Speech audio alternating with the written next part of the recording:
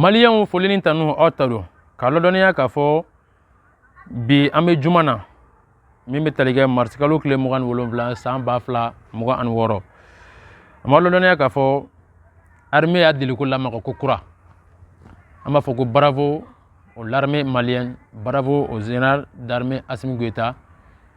bravo à tous les généraux du Mali. Oui, baraba munke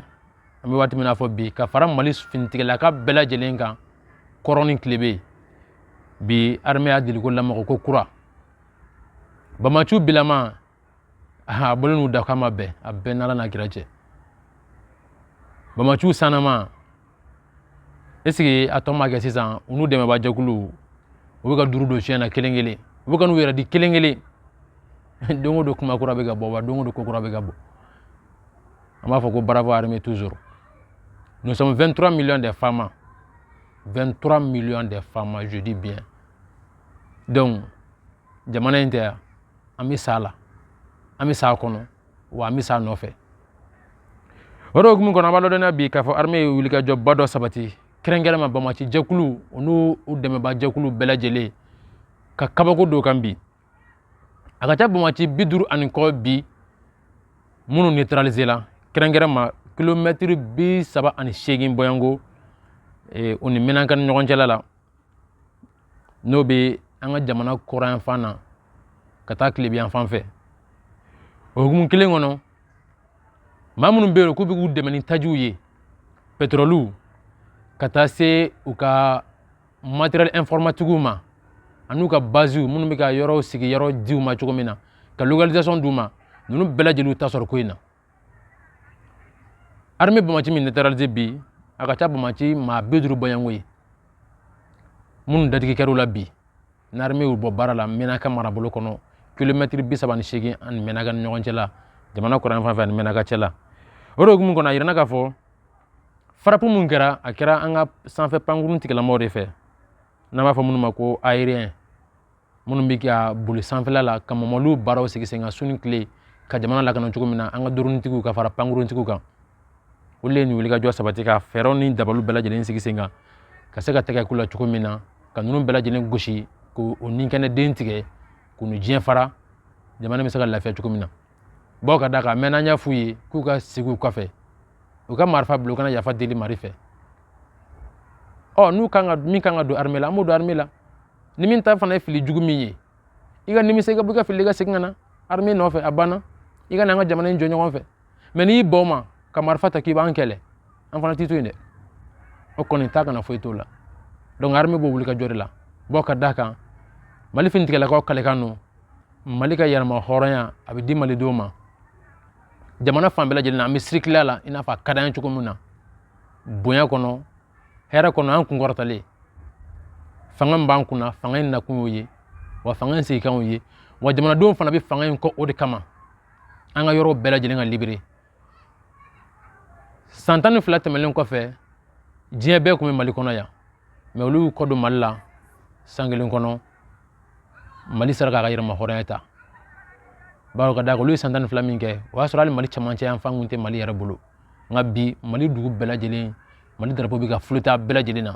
i n'a fɔ a ka d'an ye cogo min na an b'a fɔ ko bravo armée halisa Ala ka dɔ fara baaraw kan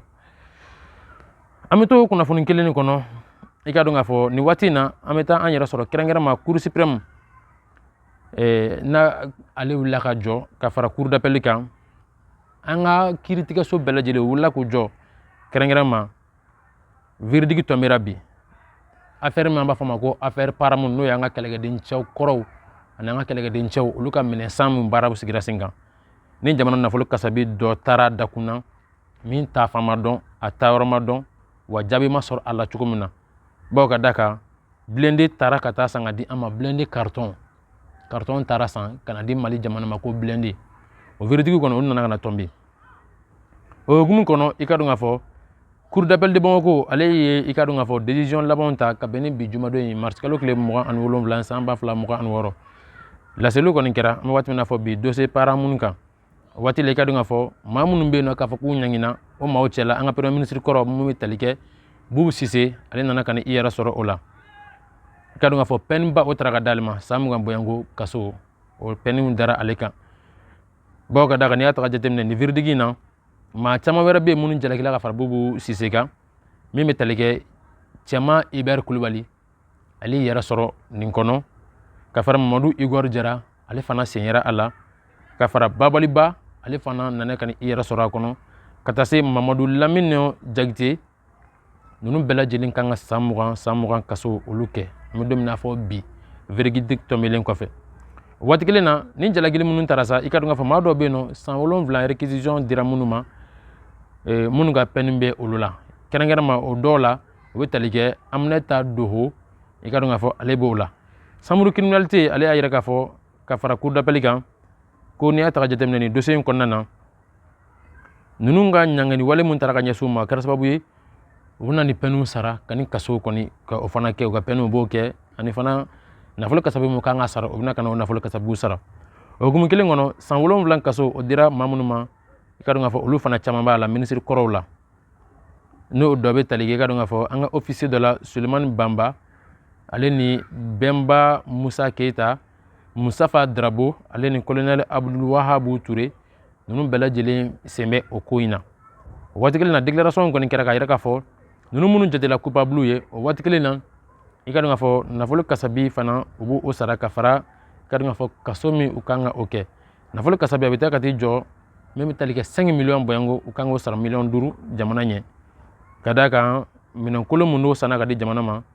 o baaraw olu sigila sen kan cogo min na ni o taara sira min fɛ o ye nin ye o y'a yɛrɛ fana k'a fɔ k'o tɛ ko in bannen ye n'i y'a taga jateminɛ nin wulikajɔ mun n'a sabatira a kɛkun de ye maa o maa bɛ yen nɔ k'a fɔ ko a sen yera ni minɛnsan na jalagili wale min kan ka bin a kan o bɛɛ lajɛlen farala ɲɔgɔn kan ka se k'o bin u kan cogo min na a minnu bɛ jamana in kɔnɔ yan olu bɛ minɛ k'u don wo la minnu fana bɛ kɔ kan donc wele bɛ kɛ ka se u ma u ka se ka na cogo min na ka n'u ka peine ka na o kɛ cogo min na bawo ka d'a kan siran tɛ saya sa i mana boli cogo o cogo i laban ye faso in de o de la an b'a fɔ ko kiiri tigɛlamɔgɔw ye u ka kiiri tigɛ k'a boli bɛɛ lajɛlen kan baara bɛ ka kɛ cogo min na o de y'a kɛcogo ye n'i nɔ yɛrɛ ko la hali n'i bɛ jamana ka baara la i tɛgɛ bɛ bɔ a la k'i tɛgɛ fila ko ka bɔ a la k'i minɛ k'i bila kiiri ka bolo kan k'i sɛgɛsɛgɛ ni i sɛgɛsɛgɛra n'a yɛrɛ k'i nɔ bɛ min na i bɛ minɛ ka bila o ka bolo kan n'a yɛrɛ k'i nɔ t'a la fana donc ni i bɛ bɔ i na bɔ o hukumu kelen kɔnɔ an bɛna an kunnafonidilaw ka kunnafoni na kɛrɛnkɛrɛnma Isufu Sisoko maison de la presse kɔni bɔra ka laseli kɛ u y'a yɛrɛ k'a fɔ Isufu Sisoko n'a ma ɲɛ k'a fɔ ko ale kɔni bilala san 2 kaso la ka tila k'a fɔ k'a ka 1 fana sara o hukumu kɔnɔ min bɛ tali kɛ maison de la presse président n'o bɛ tali kɛ Banjugu Dante ale kɔni bɔra ka wele kɔni kɛ ka yɛrɛ k'a fɔ ko ni sariya o k'an ka lajɛ cogo bɛɛ lajɛlen na fɛn m'a to k'u kan ka se ka sigi sen kelen kan cogo min na san 2 kaso in n'a kan ka kɛ cogo min na o baaraw ka sigi sen kan fɛn m'a to nin ko in Isufu ka se ka fiɲɛ bɔda sɔrɔ cogo min na a nana ka na o laseliw kɔni a nana ka n'o kɛ an bɛ don min na fɔ bi an ye kunnafoni min sɔrɔ an bɛ taa Bankasi kaw fɛ yen nɔ Bankasi maa minnu bɛ yen nɔ k'olu ka baara bɛnnen don lɔgɔ ɲini ka feere ma an bɛ waati min na fɔ bi kɛrɛnkɛrɛnma n'o bɛ tali kɛ an balakaw la dugu min n'an b'a fɔ a ma ko Koyito Mono ale ni Saraya ani Numudama ka taa se Barapira ani Sokura ka taa se Bankasi yɛrɛ marabolo kɔnɔna na ninnu kɔni y'a yɛrɛ k'a fɔ an bɛ waati min na fɔ bi gɛlɛya donnen n'olu ka baara la kosɛbɛ bawo ka d'a kan n'i y'a taga jateminɛ olu bɛ taa lɔgɔ ɲini ka waati min kɛ k'a fɔ ko lɔgɔ kɔni tɛ ka se ka san burusi kɔnɔna na a lɔgɔ sɔrɔ yɛrɛ gɛlɛnnen don an bɛ waati min na fɔ bi o kɛra sababu ye sa u ye laseliw kɔni kɛ k'a yɛrɛ k'a fɔ ko fɛɛrɛ dabaliw ka se ka tigɛ cogo bɛɛ lajɛlen na yɛlɛma wɛrɛ ka don kow la bawo ka d'a kan olu ka baaraw gɛlɛya donna a la bi lɔgɔ tɛ ka sɔrɔ kungo kɔnɔ kuma tɛ k'a fɔ ko ka lɔgɔ yɛrɛ ɲini ka se ka o kɛ ka baaraw kɛ cogo min na an bɛ don min na fɔ bi an ye kunnafoni mun sɔrɔ n'an tora kunnafoni kelen kɔnɔ an bɛ waati min na fɔ sisan an bɛ taa an yɛrɛ sɔrɔ Maɲinakaw fɛ yen nɔ Maɲina a yira na k'a fɔ carburant yɛrɛ a tɛ ka se ka sɔrɔ yen kosɛbɛ ka d'a kan maa minnu fana bɛ k'a sɔrɔ olu bɛ k'a feere gɛlɛya kɔnɔna na n'o bɛ tali kɛ butelitigiw la o bɛ kɛ essence feere ka dɔn k'a fɔ litiri 200 ka taa se 250 bɔɲɔngo ma i ka dɔn k'a fɔ o waati kelen na a yira na k'a fɔ ko maa dɔ fana bɛ yen nɔ minnu bɛ ka a bitɔn 20 litres minnu bɛ k'a feere 4000 na k'a sɔrɔ 20 litres yɛrɛ bitɔn normal o ye 3000 ani dɔrɔmɛ 100 de an bɛ don min na fɔ bi o wulikajɔ bɛna kɛ olu kama o bɛ ka ni feere jugu min kɛ ani ka dantigɛ wale min kɛ ka ɲɛsin jamanadenw ma ka d'a kan gɛlɛya min tɛ jamana kɔnɔ u bɛ k'o gɛlɛya wele ka na jamana kɔnɔ o kɛlen don sababu sa wulikajɔ bɛna kɛ ka ɲɛsin u ma u bɛ nin baara minnu na fo ka se ka siri a dan na cogo min na an bɛ don min na fɔ bi an ye kunnafoni min sɔrɔ n'an tora kunnafoni kelen kɔnɔ an b'a ladɔnniya k'a fɔ an bɛ waati min n'a fɔ sisan n'i y'a ta ka jateminɛ kɛrɛnkɛrɛnma min bɛ tali kɛ Burkina Faso kaw fɛ yen nɔ. Burkina n'i y'a ta ka jateminɛ wulikajɔ dɔ sabatila yen bi dɛ, bawo ka d'a kan u ka sugu dɔ nana ka na jeni Burkina marabolo kɔnɔ, kɛrɛnkɛrɛnma min bɛ tali kɛ Wayiguya kaw fɛ yen nɔ, u ka sugu jenina bi koyi ka bɛn ni bi Alamisa don ye. O hukumu kelen kɔni ka dɔn k'a fɔ misi caman a bɛ t'i jɔ misi 100 bɔɲɔngo la minnu tora a la ka fara ɲaamɛw kan ani ka fara baganmisɛnninw yɛrɛ caman kan minnu kɔni tora a la ani minnu yɛrɛ tununnen don an bɛ waati min n'a fɔ bi. O de hukumu kɔnɔ i ka dɔn k'a fɔ nin sugu jeni min kɔni kɛra a ye tiɲɛniba de don bibi in na Burkina jamana kɔnɔna na, bawo ka d'a kan bagantigiw kɔni u ye gɛlɛya caman kɔni u y'o sɔrɔ. An bɛ don min n'a fɔ bi an ye kunnafoni min sɔrɔ ka di aw ma. O waati kelen kɔnɔ i ka dɔn k'a fɔ n'an taara Moptikaw fɛ yen nɔ an bɛ don min n'a fɔ bi Mopti dɔgɔkun kelen tɛmɛnen kɔfɛ i ka dɔn k'a fɔ kuran kɔni tɛ Moptikaw fɛ yen nɔ, kuranko gɛlɛyara kosɛbɛ ka d'a kan n'i y'a ta ka jateminɛ u ka kuranko bɛ relier carburant ko la n'o bɛ tali kɛ taji la. Taji kɔni a sɔrɔli kɔni gɛlɛyara Mopti nin waati laban na kosɛbɛ, o kɛra sababu ye sa Moptikaw kɔni u ye dɔgɔkun kelen kɔni bɔɲɔngo u y'o kɛ dibi la. An bɛ don min n'a fɔ bi Moptikaw fɛ yen nɔ kuran kɔni tɛ yen nɔ cogo si la, bawo ka d'a kan bɛɛ lajɛlen bɛ degun ani gɛlɛya kɔnɔ yen nɔ. O la carburant ko de kɛlen sababu ye ka se ka nin gɛlɛya kɔni k'o lase Moptikaw ma nin waati in na, fɛn b'a to kuran ka se ka sɔrɔ cogo min na. An ka bi bamanankan kunnafoniw na an ye minnu sɔrɔ k'u fara ɲɔgɔn kan ka se k'o di aw ma ladira kɔnɔ. An b'a fɔ a ye ko aw ka sɔgɔlen to aw ka bɔlɔlɔsiraw n'o ye Nɔsi Media bɔlɔlɔsiraw ye. N'Ala ma basi kɛ sini an bɛ ɲɔgɔn sɔrɔ kunnafoni kɛnɛ ɲɔgɔn wɛrɛ kan ka kunnafoni kura k'olu ta k'o di aw ma. Ani ce aw ka lajɛliko ɲuman na aw k'an bɛn.